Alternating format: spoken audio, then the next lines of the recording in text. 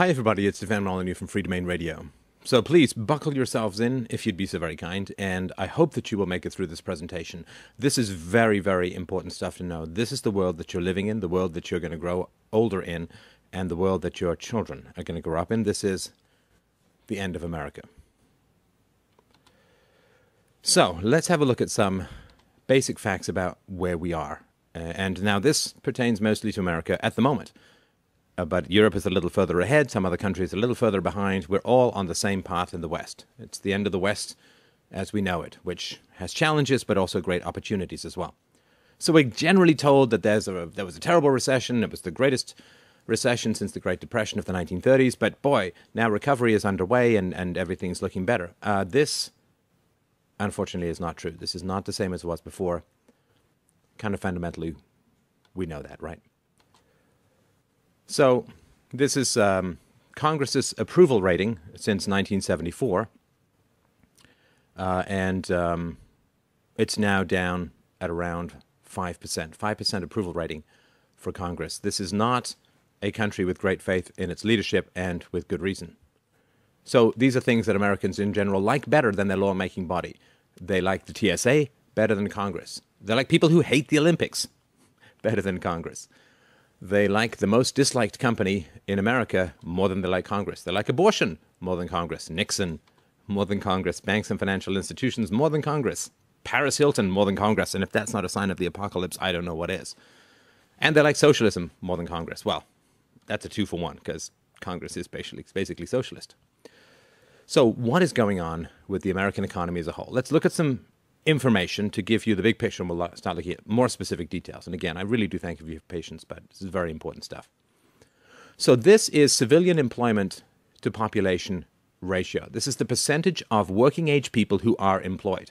You can see in the 1950s it was 56, 57, 58%. Why? Well, because the majority of women were not in the workforce. This is prior to the feminist revolution, getting women into the workforce and so on. And then that labor force participation begins to really rise. And now, despite the fact that most women are in the workforce, it's crashed down to 58%. 58%. I mean, this is astonishing. It means less than 60% of working-age Americans actually have a job.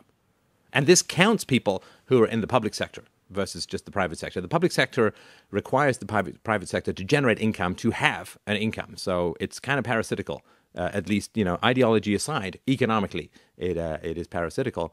And so this is really pretty terrible. And as you can see, it's not getting better after the recession. Wages as a percent of the economy, as you can see from 1950, 50, 52, 54%, and so on. Now they're down to 44%. They've really crashed, and they're not recovering. This is significant because this means that a significant amount of economic activity is not wage-based, which means that there's less consumer demand, less consumer confidence, and so on. And we'll get into that as we go forward. So what has basically happened? Well, really since the 1980s, there has been a massive explosion in borrowing. This is true for corporations and households and governments and so on. There's lots of different reasons for this. Certainly computers have greatly enhanced our capacity to make up magic monopoly fiat currency and pretend all of this future stuff is going on. But also because wages have stagnated or declined, particularly for the poorest, they've turned to credit to maintain their lifestyle. So household debt, as you can see here, from 87, and these are all in constant dollars unless otherwise notified, and the sources for all of this will be in the notes to the video or the podcast. So you can see here household debt just going up and up and up from 1977 onwards, from 750 billion to 2.3 trillion. Corporations, corporate debt. So you can see here, starting in the 1980s, it has just spiked like crazy. And it went down a little bit during the recession. Now it's climbing back up. And, of course, governments. This is federal government debt, total public debt, as you can see, again, starting in 1980, 1990, and so on, particularly after Y2K. It's just gone through the roof. And this is not the result of savings, right? So if you have a whole bunch of savings, then you can lend out more money. You can use that as collateral to borrow even more. But, of course, savings rates have declined. The U.S. government is purposefully crushing and controlling interest rates down to the lowest conceivable level, because otherwise they have to pay more than $1 trillion a year just to service their debt. As the saving rates decline, as interest rates decline, savings rates decline as well, because you're just not getting any money back by putting it in the bank and so on. And so this is all coming from the magic land of type whatever you want into your own computer to tell you how wealthy you are, which never lasts. So here's some examples of what happened in the early 1980s. So income growth and gains between 1917 and 2008. So as you can see, the richest people are gaining enormously, but the poorest, bottom 90%, it's really stagnant. And this is, when you create fiat currency, when you create money, which the government does perpetually and horrendously, the money that you create doesn't get dropped in helicopter bags over poor neighborhoods. The money that you create goes to those closest connected to the government first, and they get to spend it at the real. So they get to spend it at the existing rate of dollar value. As the money that they spend spreads throughout the economy, then what happens is inflation hits because there's too many dollars chasing too few goods and services. And so the poorest get the hardest hit from inflation, and the richest get the most benefit by getting their grubby hands first on the monopoly money that's created by the state.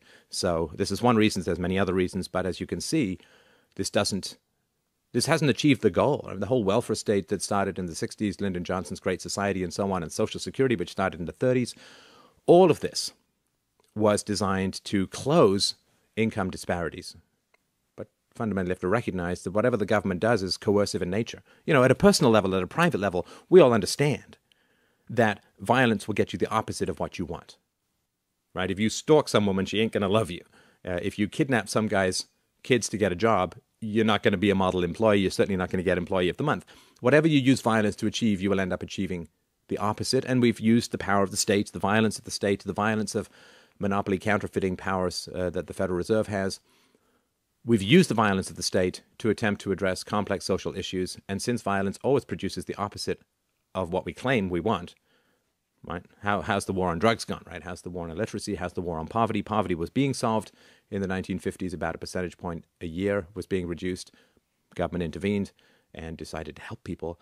So violence will always achieve the opposite of what we want. That's the fundamental issue that we're facing now is, you plant a demon seed, you raise a flower of fire, as the song goes, and that's really what we've done. So average hourly earnings, do you ever get that feeling that you're just not getting any richer? So look at this. This is from 1964 to 2008. 1964, the average hourly income in 2008 dollars was $17.54.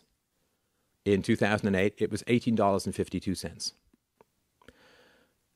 So it's really been pretty stagnant for, 45, 46 years. And that's pretty tragic. That is pretty tragic. This, of course, is all propped up by debt, right? Everything that we're looking up here is propped up by debt. So if this was your income, but you were also now $200,000 in debt with no assets to show for it, right? You were in debt to a loan shark, to some mafia boss, to a casino, to Visa, then you'd say, well, your actually average hourly earnings are way down because these are all propped up by debt. This is really, really important to understand. If you put debt into the equation, this stuff looks ridiculously worse. So remember, in the 1960s, 1970s, all these government programs went in designed to close the income gap, to make a more egalitarian society. And of course, look what's happened. 2011, the richest 5% share of income in the U.S. has increased almost 30% since 1967. The bottom 20% share of income has declined 20% since 1967. So you see, whatever you try to achieve with violence, you will achieve the opposite of. This was supposed to close the gap. Violence was used. It's made it wider. So what's happened, of course, since the 1960s is social programs, so Medicare, Medicaid, and so on, basically transfers. You steal from one section of the population at gunpoint through taxation, or you steal from the unborn through debt, or you steal from the poor through inflation, through printing of money, the creation of money, and you take from one section of the population, you keep a massive overhead for yourself. In welfare programs, it's 60, 70, 80% of the money is kept by the government. So you steal from one person, you keep 60 cents of every dollar, and then you give 40 cents or 30 cents or 20 cents to the poor. Of course, the people who are bureaucrats love this kind of stuff. But here you can see this incredible rise in social programs, and this is fundamentally what's driving the deficit and the debt. The social programs as a percent of the economy, 1960, 4 or 5%. Now they are 16% of the GDP are social programs. You understand this is not wealth. This is just wealth transfer. The thief gets wealthier if he lifts your wallet, but he's not exactly adding to the wealth of society as a whole. So social programs now are consuming the most federal tax revenues. It's the single biggest item. So as you can see here, this graph, the blue, is the receipts, tax revenues, and they've remained relatively constant since the 1950s. It seems like government has grown a lot, but as a percentage of the economy, they have not. Although the percentage of the economy is really tricky to measure because there's been such an expansion in government and government programs, a lot of which are counted as a measure of the economy, that this graph would look a little bit different if we merely looked at the private sector, which we'll get to. But as you can see, the social programs are just eating everything up. And what's the result of this? Well, this cuts into everything else. Things like infrastructure, roads, bridges, maintenance. I mean, the backlog of decrepitude in the public sector is just crippling. So here you can see, you increase your social program spending and everything else turns to crap. Transfer payments, as mentioned, have now risen, and you can see here them rising. Transfer payments are rising, now consume 16% of GDP. Monstrous item. And what does this turn into? Well, so the total welfare spending that the government is lavishing upon the poor is $168 per day for every household in poverty. Right? Now, this is 20% more than the median income for the entire United States. In other words, we are spending more per household, 20% more than they would earn if they were middle-class income earners. You understand, this is completely unsustainable. It traps the poor into a near-permanent underclass, and social mobility has vastly declined since the introduction of the welfare state. It really traps them because they have to have this huge chasm to leap over. Right? They've got to leap over what the work and education and experience it takes to get to more than 20% of the income. Now, of course, the poor aren't actually getting all of this money. They get all this trickle down. It comes in food stamps. It comes in, quote, free medical services, in subsidized housing, and so on. And this doesn't even count public schools, which is another form of welfare, because it's services for the poor, which have more children than the rich, which are paid for by the rich or the middle class. So this is not sustainable at all, and it's been completely catastrophic for the poor. Federal net outlays are 18 times what they were in 1970. And again, you can see here just this massive rise. A lot of this, right? I mean, women go into the workforce, women need government subsidized daycare. Women go into the workforce and they pay more in taxes, which allows the government to use that as collateral to borrow more and print more. And welfare program traps people in a permanent underclass. And of course, when the government starts paying bills, the price cap of consumer resistance goes off completely. And so you can have all of this ridiculous overhead that goes into the healthcare system, and there's less pressure because the government is now paying more than 50 cents on the dollar for healthcare. So in the 1950s, 85% of all working-age men had a job, and it's now below 65%. The other thing, of course, with the collapse of the family and the catastrophic rise in divorce in the 1970s and 1980s, one of the things that made men grow up and get jobs was being a father and the head of a household. That's not the case anymore. And so since the government has stepped in to take the place of fathers and providers, male ambition has been blunted somewhat. And this is just one of 6 million different reasons, but this is off the top of my head. So in the 1950s, 85% of all working-age men had a job. This is now below 65%, and as you can see, it dropped enormously in the last recession, and it's not really climbing back up. And this is with the public sector, the massive growth in the public sector swallowing up all of these people. Again, if you only look at the private sector, and if you excluded the areas of the private sector which service the public sector, these numbers would look enormously different.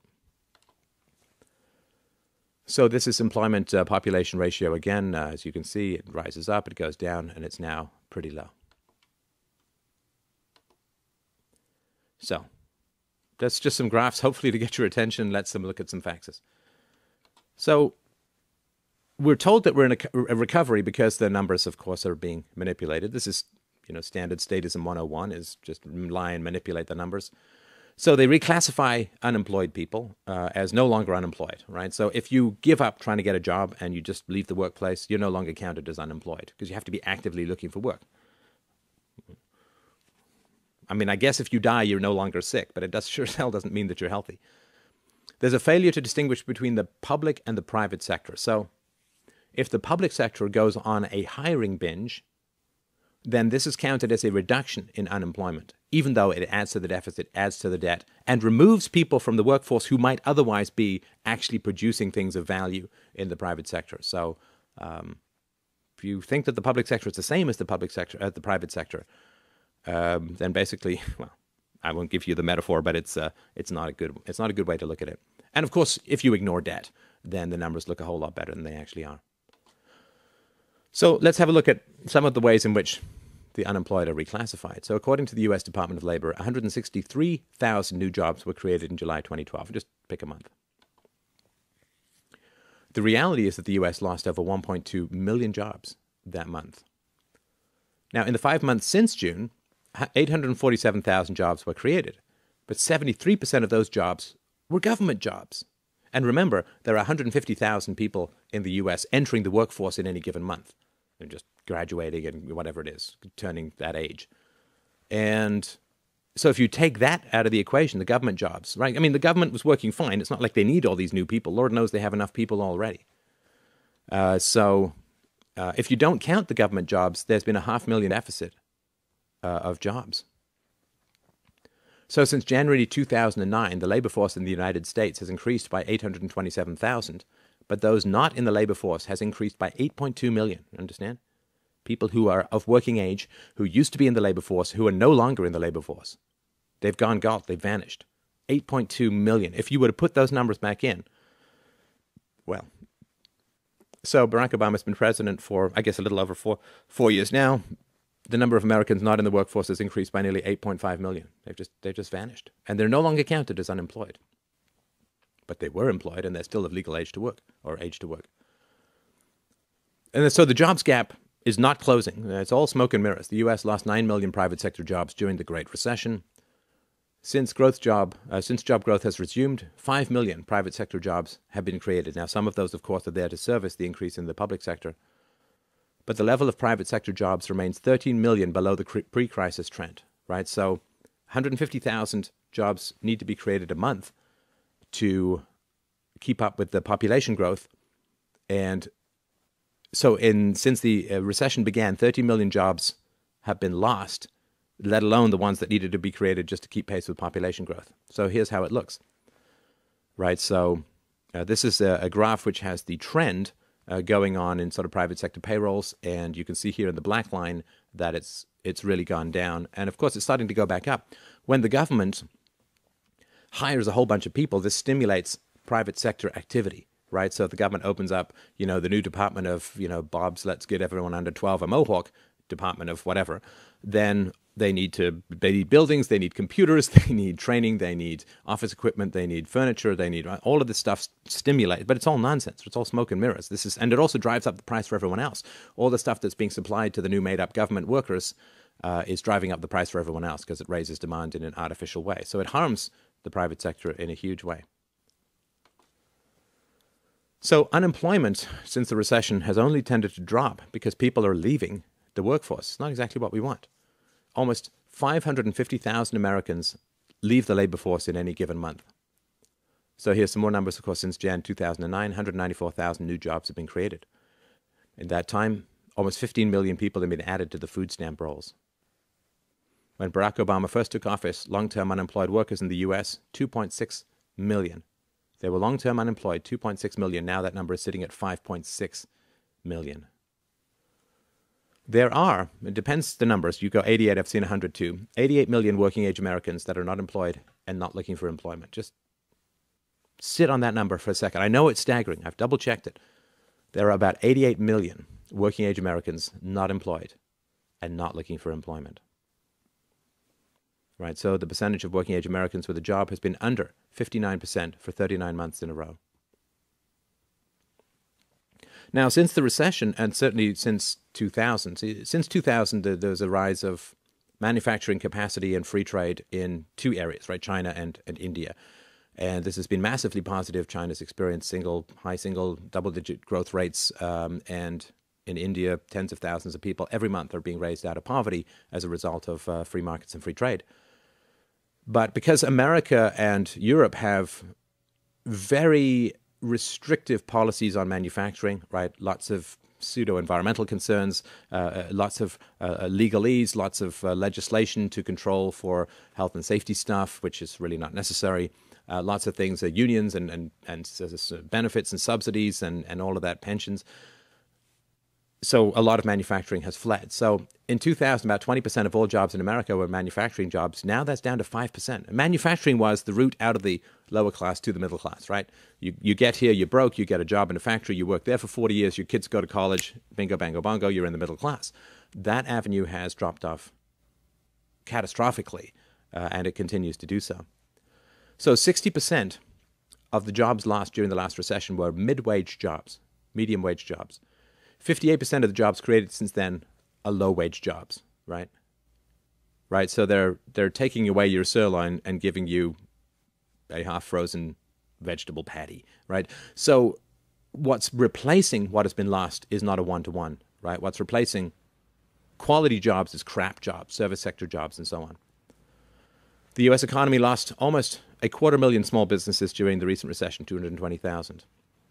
In 2010, the number of jobs created at new businesses in the U.S. was less than half of what it was in 2000, and this is before Obamacare comes in, or I guess has come in. America is losing 500,000 jobs to China every single year. Now, of course, normally what would happen is if China was competing with you, people would get paid less in order to compete with China, or you'd find some other ways to innovate, but you're just losing jobs because it's illegal to pay less in many areas in the United States. And of course, the regulatory overhead is insane. So this is truly astounding. I mean, just mull this stuff over, particularly look at it from the standpoint of the hardworking poor, or the wannabe hardworking poor. The U.S. has lost an average of approximately 50,000 manufacturing jobs every single month since China joined the World Trade Organization in 2001. Lost 50,000 manufacturing jobs. I actually went to China in 2000 for business for about a month, and I could see all of this activity starting up, and I was like, ooh, I don't know that manufacturing is going to be a great place to be in North America anymore. I made my career adjustments accordingly. More than 56,000 manufacturing facilities in the U.S. have been shut down since 2001. So, a 40-year-old or 50-year-old factory worker, what are you going to do? What are you going to do? This is catastrophic. This is all not the result of the free market. This is a result of statist policies which have raised a protectionist wall around U.S. manufacturing to the point where it cannot compete. I mean, we can always compete with lower-wage people. I mean, you can always compete with lower-wage people because it's not like in India, the workers get 12 years full-time education paid for by the state. I mean, for everyone who's in manufacturing there, they have massive amounts of undereducation in India. So why can't you compete? Well, you can. It's just the government doesn't allow you to because there are too many restrictions on opening and running manufacturing facilities. About 20% of all U.S. adults are currently working jobs that pay poverty-level wages. I mean, they're functional serfs in the economy, and it's completely tragic. More than 40% of Americans who actually are employed are now working in service jobs, which are often very low paying. Again, really tragic. Less than 25% of all jobs in the U.S. are good jobs, and that number continues to shrink. And this includes government jobs. Again, take that out of the equation. I mean, it's just catastrophic. More than half of all small business owners in America, quote, say they would not start a business today, given what they know now and in the current environment. Talk to doctors, too. Oh, my God. So we really are facing the involuntary end of employment for massive sections of the population. Against their will. I mean, just look at, you ask for 300 jobs. You say 300 jobs are opening here, you'll get like 30,000 applications. People want to work. They're just not allowed to by force. In the U.S., more than 41% of all working-age Americans are not working. How sustainable is this? If you gather together all of the workers that are officially unemployed in the U.S. into one nation, they would be the 68th largest country in the entire world. So the public sector has grown enormously, and the public sector, I mean, let's just take the classic state model. I'm not a statist, but let's take the classic state model that a certain amount of the public sector is necessary for the economy to function. Let's say that roads need to be done by the state and other kind of things, infrastructure and so on. So let's say that. Of course, the government is way, way, way beyond where it used to be in terms of, it's at least 50 to 75 times what it was to provide those services in the past.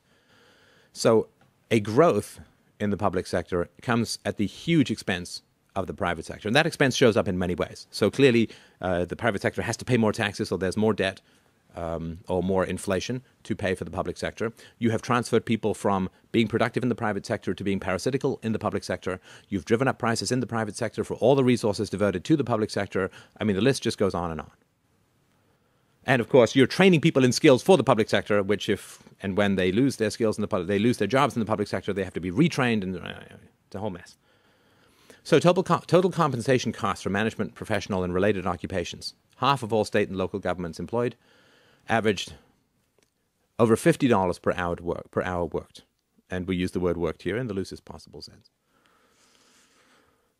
State and local government employees spent an average of $41.56 per hour worked for employee compensation in September 2012. Total employer compensation costs for private industry workers, instead of being $41.56 or $50.43, were $28.95, September 2012. In the U.S., the average federal worker now earns 60% more than the average worker in the private sector. And again, being a libertarian means always being sorry that you're right. It's like being a doctor telling some guy, stop smoking, stop smoking, stop smoking. Oh, shit, you have lung cancer. I'm sorry that I was right. I know I was going to be right. I'm sorry that I'm right.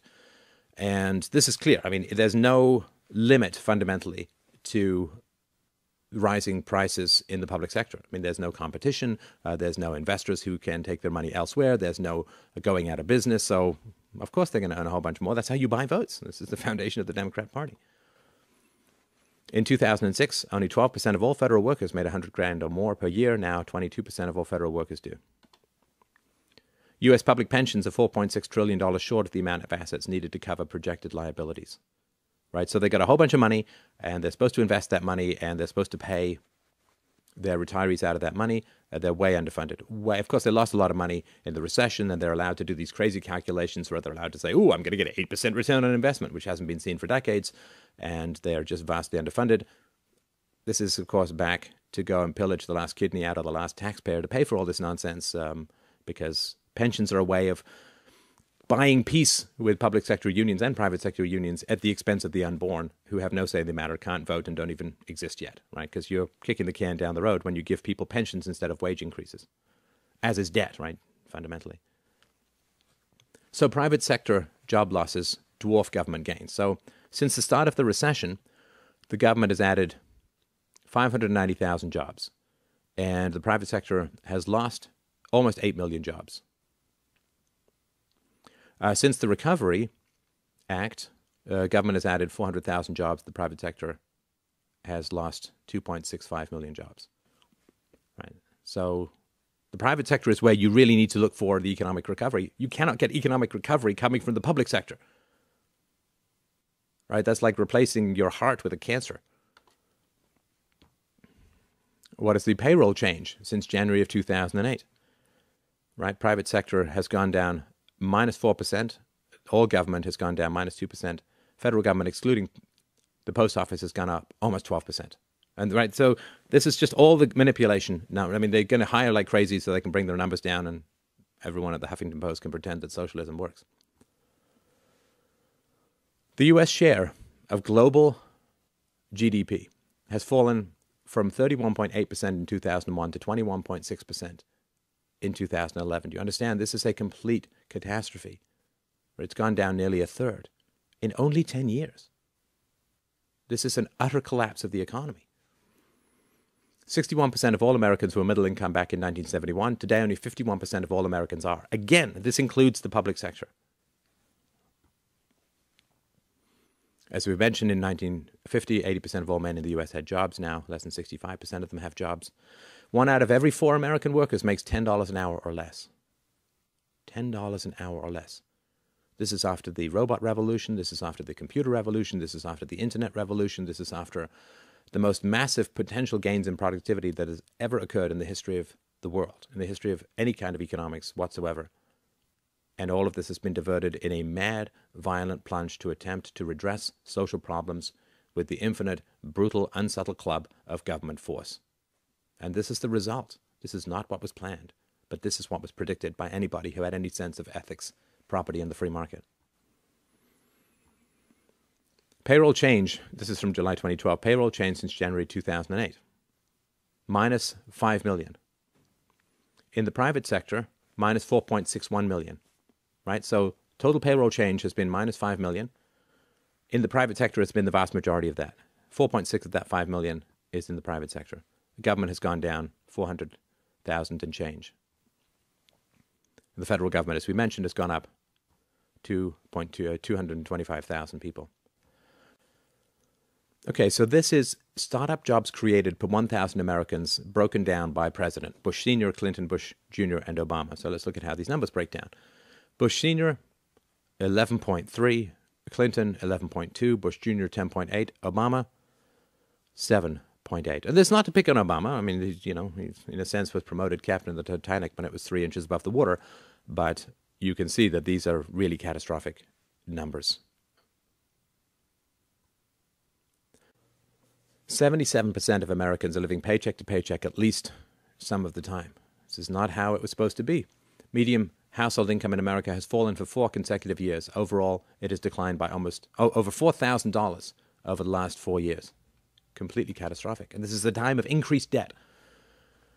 36% of Americans say that they don't contribute anything to retirement savings. A, they don't have the money, and B, they still believe in the mirage of Social Security. 24% of American workers say they have postponed their planned retirement age in the past year. The ancient, the new world. 43% of Americans have less than $10,000 saved up for retirement, which isn't going to do any good to you at all. 28% of all Americans do not have a single penny saved for emergencies, and this means that they're hanging by a thread above the chasm of falling out of even the lower classes into the dependent classes. So, 40, 50 years ago, America, like most of the West, launched a massive program to accelerate the end of poverty. Poverty was already being solved in the post-war period. This was to accelerate the end of poverty.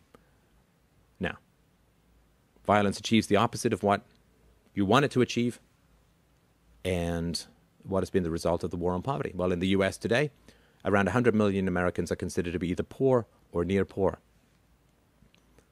Back in 2007, 19.2% of all American families had a net worth of 0 or less than 0. By 2010, that figure had soared to 32.5%. 40% of all Americans have $500 or less in savings. Right? You grow the economy primarily through putting money in the bank, which then gets lent to entrepreneurs who start new businesses, who provide new services, who invest in capital improvements to become more productive, who invest in education for their workers, whatever it is. You ain't saving, you ain't growing. And you ain't saving. About 10 million households in the U.S. don't even have a single bank account. Kind of off the grid, and not because they're super wealthy. The U.S. has a higher percentage of workers doing low-wage work than any other major industrialized nation. In 2010, 2.6 million more Americans fell into poverty. Largest increase ever seen since the U.S. government began keeping statistics on this back in 1959. Violence achieves the opposite. You wage a war on poverty, you will swell poverty. And this has huge results. These kinds of catastrophic wealth losses and losses of opportunity have huge results on things as fundamental as marriage. There are now 20.2 million Americans that spend more than half their income on housing. That's a 46% increase from 2001. Only 51% of all Americans that are at least 18 years old are currently married. Back in 1960, this was 72%. And marriage, of course, is the foundation for the mental, physical, social, emotional health of your children. And this is really, it's just producing more people who are going to have much higher risks to be criminals, drug addicts, abusers, and problematic bullies, and you name it. In 1984, the median net worth of households led by someone 65 or older was 10 times larger than the median net worth of households led by someone 35 or younger, right? So the gap between those who'd accumulated resources over the course of their life and those who were kind of just starting out or in the process of starting out was about tenfold.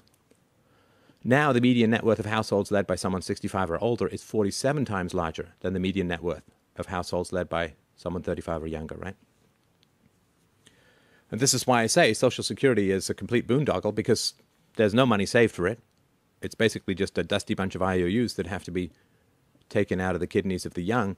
So people who are much poorer relative to the baby boomer retiree population, which is the wealthiest population the world has ever seen, the young are being taxed who have much less money to pay for the retirements of the old who have way more money as a group. I mean, this is a completely regressive tax. So debt, we had a look at this earlier. Let's break this down a little bit more. Total consumer debt in the U.S. has risen by 1,700% since 1971. In 1983, the bottom 95% of all income earners had 62 cents of debt for every dollar that they earned. Right? You want something, you pay for it. Credit is the devil's handshake. At least that's how it was when I was growing up. So in 1983, bottom 95% of all income earners had 62 cents of debt for every dollar that they earned. By 2007, that figure had soared to $1.48 of debt for every dollar that you earn. 1/3 of all Americans are currently not paying their bills on time. 43% of all American families spend more than they earn each year. This is just household debt, not corporate debt, not government debt. After adjusting for inflation, U.S. college students are borrowing about twice as much money as they did a decade ago. Right? College debt outstanding is at around $1 trillion. Again, people are... It's not that they have a failure to launch, it's that there's no place for them to land when they get out of college. It's 85%, as we'll see, of college students who move back in with their parents. 46% of all Americans carry a credit card balance from month to month, the infinite payment of compound interest.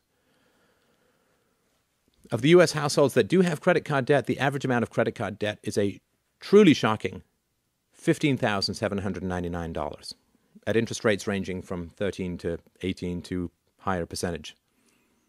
That's astonishing and astounding and incredibly hard to pay off. Americans are carrying a grand total of $798 billion in credit card debt. So if you were alive when Jesus was born, you spent $1 million every single day. Since then, you still would not have spent $798 billion by now. It's a lot of money. 45% of all auto loans are made to subprime borrowers. Ooh, that worked well with the housing market, didn't it? The ratio of household debt to personal income in the U.S. is now 154%. If that doesn't make your jaw drop and you to reach for a bar of gold, read it again. Cancer of inequality is growing enormously. We have become a Morlock kind of society.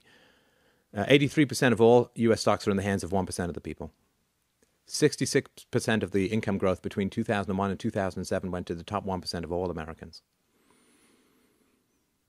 Only the top 5% of U.S. households have earned enough additional income to match the rising housing costs since 1975. For the first time in U.S. history, banks own a greater share of residential housing net worth in the U.S. than all individual Americans put together.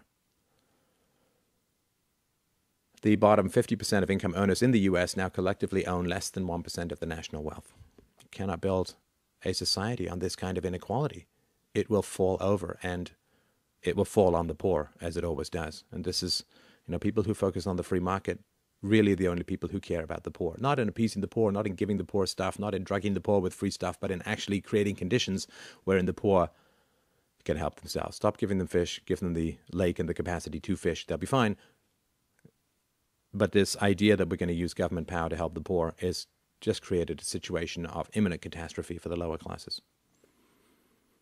In the United States today, corporate profits are at an all-time high. The percentage of Americans that are living in extreme poverty is also at an all-time high. And corporations are making and sitting on a hell of a lot of money. And one of the reasons they're not spending that money is something called regime uncertainty, which is what the hell is going to happen next from the legal system, from the law system, from the regulatory system, from the tax system, from you name it. They don't know. So they're waiting.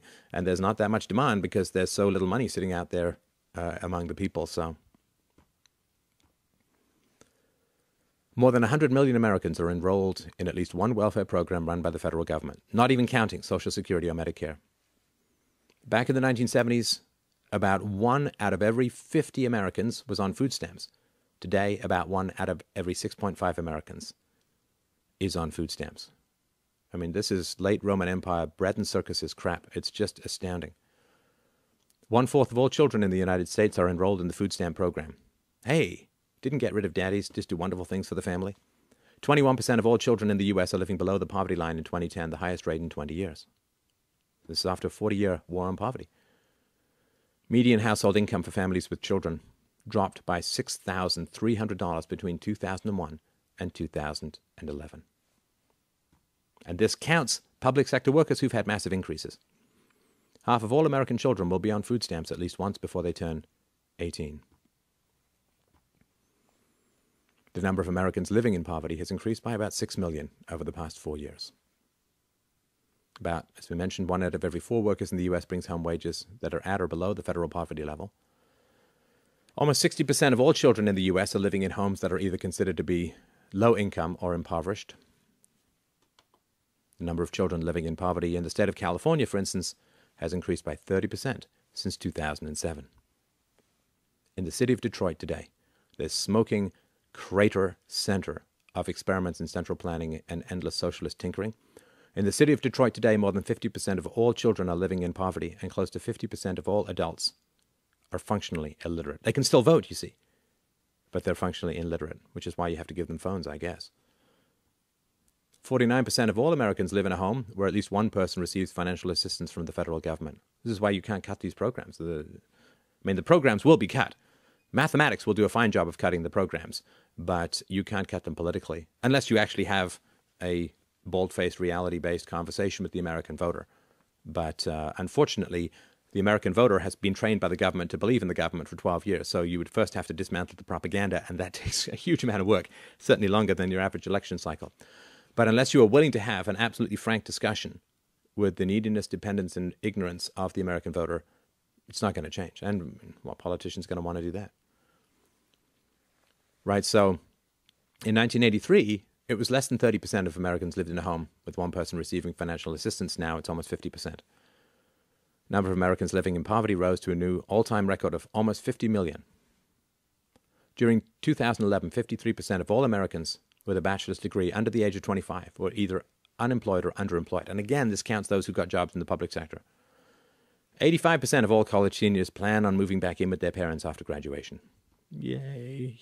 Life never starts. Now, the real inflation rates have been estimated at 10% per year. So not only is there a lot less money, but the money is worth a lot less in and of itself. So if you have a 10% inflation rate per year, the value of your money gets cut in half in only 7 years. This is catastrophic. So on average, you could buy about 10 gallons of gas for an hour of work back in the mid-90s. Now, the average hour of work will get you less than 6 gallons of gas. To get the same purchasing power that you got out of $20 back in 1970, you would have to have more than $116 today. Do you see how much the value of money has gone down because of all of this printing and all of this debt? And this money, all of this debt and all of this printing accumulates value in the upper classes at the expense of the lower classes and the unborn, the two most vulnerable sectors of society. Right? The state is an illusion and a lion that lies to you and preys on the weakest. It says it only cares about the weakest. It will end up preying on the weakest. This, of course, is a central reason, as I mentioned before, why savings are so low. Government debt, i.e. your children's debt. During 2012, the U.S. government had to roll over nearly $3 trillion of old debt. The U.S. national debt is now more than 22 times larger than it was when Jimmy Carter became president, where it was relatively peanuts. During the Obama administration, the U.S. government has accumulated more debt than it did from the time that George Washington took office to the time that Bill Clinton took office. And please, let's not hear anything about how Bill Clinton's administration produced a surplus. That was all nonsense. That surplus was financial scumjiggery, and also because there was a huge tech boom, taxes went up, but it was all a bubble, so I hope I won't get too much nonsense about that. If the federal government began right now to repay the U.S. national debt, not even counting interest, at a rate of $1 per second, it would take over 440,000 years to pay off the national debt. In other words, 3 showings of The Hobbit. If Bill Gates gave away every single penny of his fortune to the U.S. government, it would only cover the U.S. budget deficit, not the debt or the operating expenses, the budget deficit for about 15 days. It's never going to be repaid, people. Never going to. The U.S. national debt is increasing by about $150 million every single hour. So I'd better hurry up, or I'm going to be $160 million worth of podcasting. During fiscal year 2012, 62% of the federal budget was spent on entitlements. Entitlements. Can't cut the government without cutting entitlements. And this whole Republican plan of, well, if you don't increase taxes, you will cut government spending, it's all nonsense. In 1965, only about 1 of every 50 Americans was on Medicaid. Today, 1 out of every 6 Americans is on Medicaid. Can you believe it? A government program grew and went over budget. First time for everything, I guess. So this is, as Doug Casey's mentioned, this is the Greatest Depression. The condition of the U.S. economy today mirrors the economic situation prior to the Great Depression. So there's slow economic growth, massive deficits, high unemployment and foreclosures, and a shaky banking system. Real unemployment, not the magic monkey numbering that goes from the government's statisticians, real unemployment is at the same level it was during the Great Depression, which is at about 25%.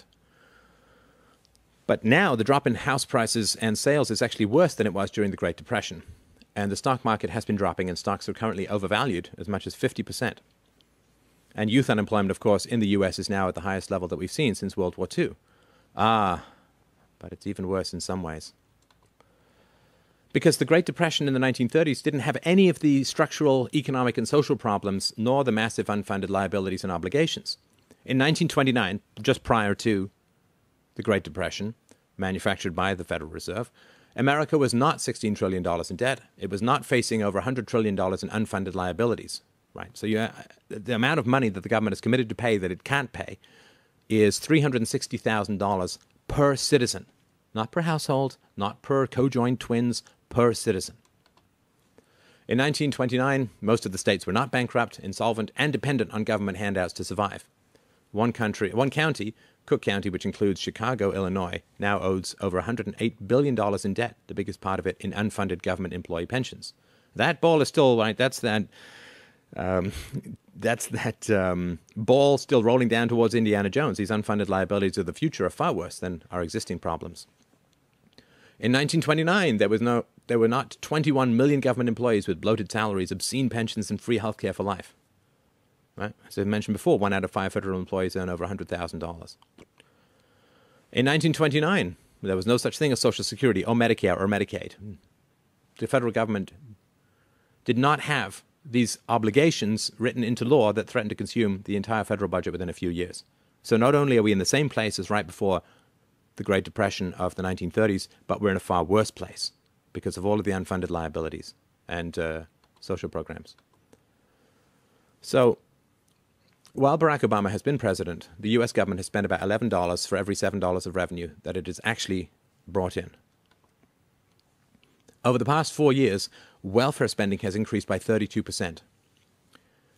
In inflation-adjusted dollars, in real dollars, spending on welfare programs has risen by almost 400% over the past 30 years. How's poverty doing? Well, it's increasing. It's one of these weird things. I remember a long time ago I had a conversation with a friend of mine. They said, you know, there are far fewer agricultural subsidies in country X rather than here. And he's like, well, here, of course, because of the agricultural subsidies, our food is cheaper, because that's what seems to make sense. Well, we're spending more money on the poor, therefore we should be solving the problem of poverty. I mean, it's how it works when I go to buy bananas. If I spend more money on bananas, I get more bananas. But that's the free market. In the government, everything is reversed. When you have put violence into the mix, coercion, monopoly, powers, everything you spend produces the opposite effect.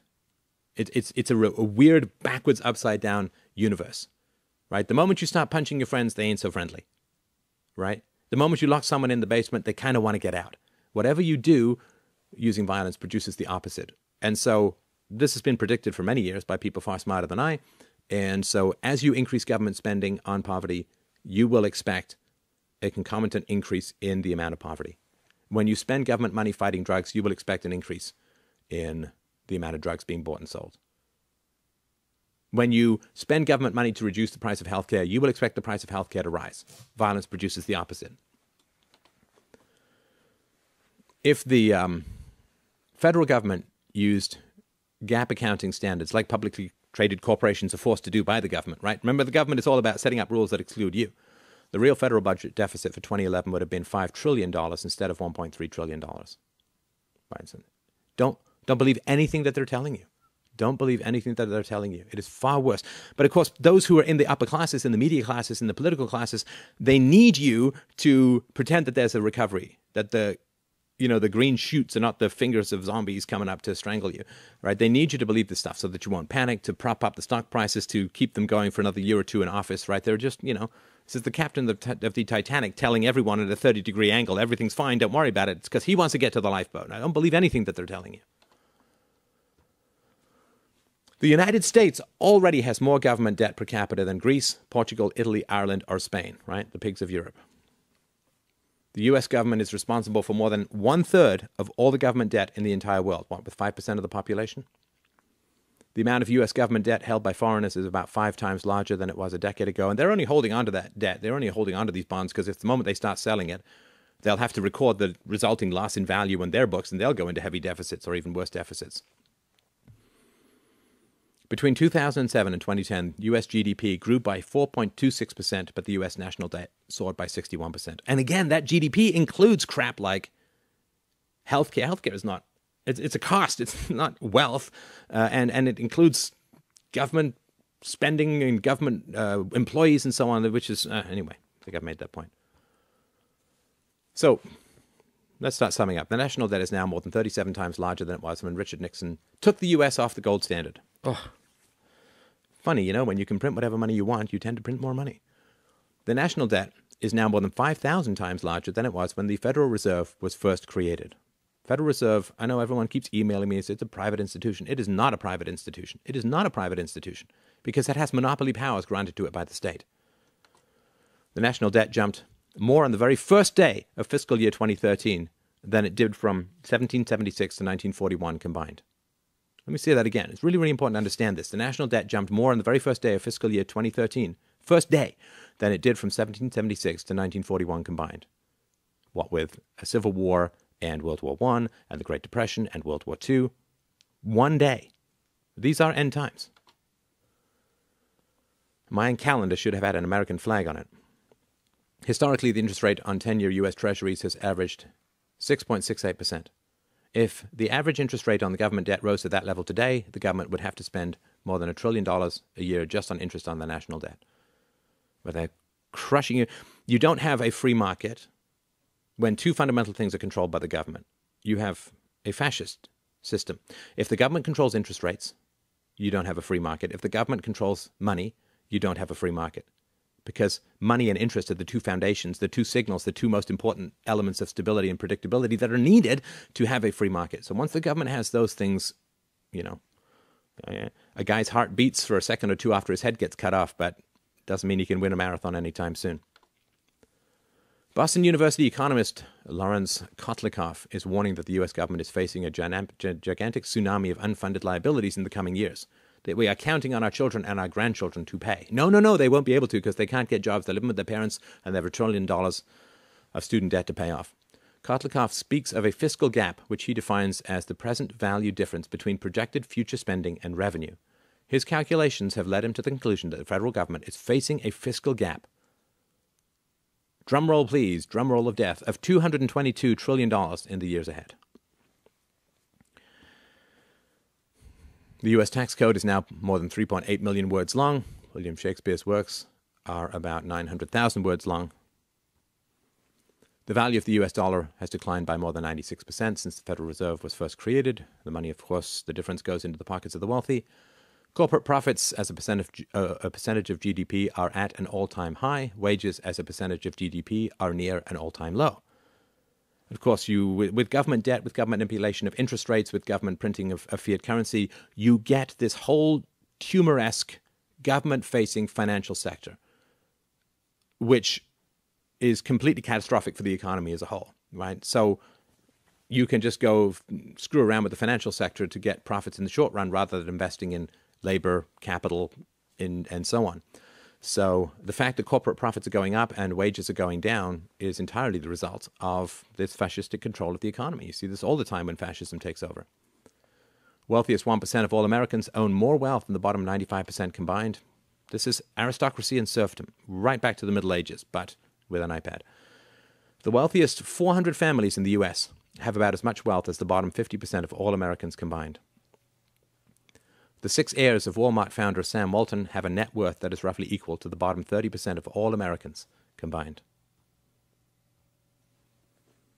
So how are the American people doing? Well, despite the gossamer delusion rainbow webs that the media is consistently trying to spin over your rational eyeballs, people are seeing through the smoke and mirrors, which is why I say we know all this. We know all this deep down. And I did a video years ago called There Will Be No Economic Recovery. And again, being a libertarian, being an anarchist means always hating to be right, but knowing that you're going to be right. More people now feel that the U.S. is in a recession than they did in October of 2008. Almost 70% of Americans think we are in a serious or moderate recession, while 13% still believe it's a mild one. But they all have government jobs, I'm sure. 71% of all small business owners believe that the U.S. economy is still in a recession. Almost half of Americans believe that another Great Depression is likely within the next 12 months. And the government, a lot of the economic, quote, growth that we see is just being propped up by wild and massive government self-financing through the Fed, buying up a whole bunch of treasuries, and it's crazy. The government threw trillions at the giant banks, including foreign banks. The big banks used a lot of that money to speculate in commodities, including food and other items, which is now driving up the price of consumer necessities. Right, so the government gives all this money to the banks then use that money to speculate. They're certainly not going to lend it out to businesses who don't want to grow because of regime uncertainty. The banks will end up speculating in commodities, just driving up those prices, and so you pay for the money, or your children pay for it, it goes to the banks, and then you also pay for the increased prices in whatever you buy because the banks are using your tax money to speculate in the market. But there are some indications that we are hitting bottom. And that's good, right? This is such a terrible addiction to state power and coercion and lies and propaganda, manipulation and fantasy. But eventually all addicts, if they don't die, which is not going to happen, they hit bottom, right? They wake up with a hooker's panties next to the body of a wolf in a ditch in Vegas, and they're like, whoa, maybe I should cut back on the blow. So only 23% of all Americans believe that the government is a solution to the problem. And again, most of those have government jobs, I'm sure. 64% of all Americans believe that the government is the problem. So we're in the beginning stages of actually admitting that there is a problem and having some sense of what the problem is. Fantastic. Congress, as we mentioned, has a 5% approval rating, so that's good. So I know this has been a hopefully not too tough presentation to watch, but this is all very, very important to know, to understand, and to accept, and to appreciate. These are the realities. You need to take care. You need to take care to know what the truth is about the world that you're living in. You need to take care to protect yourself from what is coming as best you can. Get some gold, get some food, get friendly with your neighbors, build up a community. I think one of the major reasons that the government wants to drive gun control is because they know that there's going to be a lot of problems when the money runs out. And the money is going to run out. There is no way about it. There is no way to stop it politically. It is too close, too big, and the population is still too fantastical and unreal in their thinking to be able to reason with. So this is going to have to be one of those times where it is a hard bounce to a more real and more virtuous place. So thank you so much for watching and listening. If you would like to check out more of this show, I am the winner of the 2012 Liberty Inspiration Award ahead of Ron Paul, Tom Woods, and Antonio Bieler. So thank you, everyone who wrote in for that. Free Domain Radio is my show and my listeners' show, the largest, most popular philosophy show on the web. Almost 50 million downloads, I guess. With you watching this, that's 50 million and one. freedomainradio.com if you would like to check it out. Lots of free books, free materials. It's a donation-based thing, so if you consume, it would be really helpful if you could help pay for some of the resources that the show requires. Mostly it's bowling ball polish for my forehead, but there are a few other costs as well. Of course, thank you so much for watching and listening. You can go to fdrurl.com/endus if you would like to get the sources for this presentation, and I look forward to talking to you again soon. Thank you so much for your time and attention.